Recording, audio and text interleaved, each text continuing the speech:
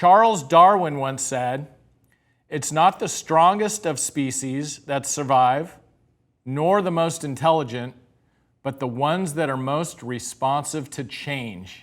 So there's a lot of clutter out there about change in the marketplace. A lot of people are claiming that we're in a bubble and we're going to see a housing crash.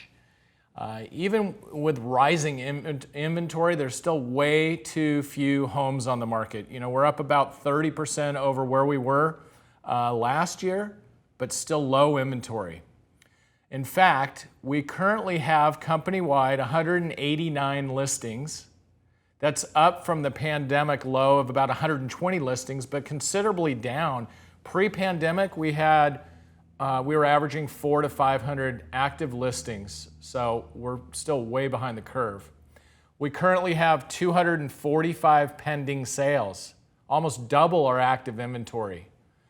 The burning question everybody is asking is, are we expecting a drop in the market? Should you buy now or wait a few months? How much equity do you stand to gain if you get into the market now versus waiting until next year? Is this the time to sell, or is it better to hold off? If you own investment property, what do you want to do? Is it a good time to sell? So I'm going to open it up to you guys in a moment and want to hear from you on what the market conditions, mindset, and new conversations you're having with buyers and sellers. We had a great week on the economic front so far. I don't know if you guys have been paying attention, but interest rates have trickled down. If we show that first slide, the U.S. 10-year Treasury is at just above 2.5. That's about a point off of its high of, it was hovering about 3.5 almost. So we're doing great.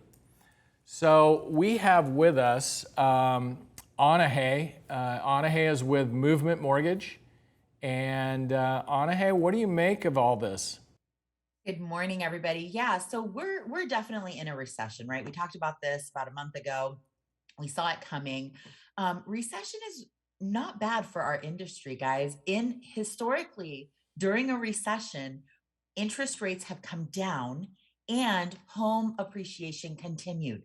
So recession does not mean home values are going to come down, and recession does not necessarily mean interest rates are going to be jacked up. Just a month and a half ago, June, we were seeing 6% interest rates. Right now, they're in the low fives. I just locked a jumbo 30-year fix with a 4 in front of it. Wow. So rates are actually not bad right now. And we were anticipating this probably the beginning of next year. We're seeing it now. I want you to remember, the Fed's increasing rates increases short-term rates.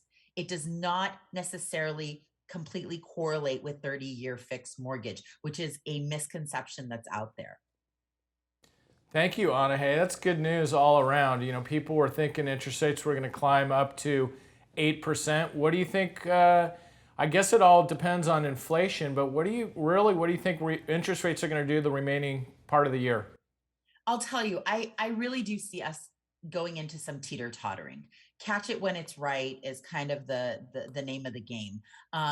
Could we see it trickle back up? We absolutely can. You never know what's going to happen. And yes, inflation has a huge impact on interest rates. And inflation report just came out at 9.1%. So we're still working on that. Yep, we're still working on it.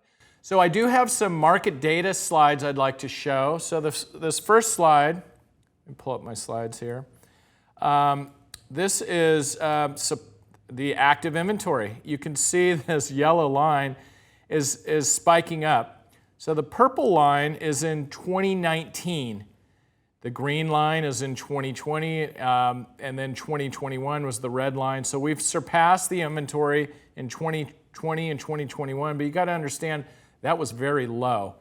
If you look at the next slide, this is all of the homes in the U.S.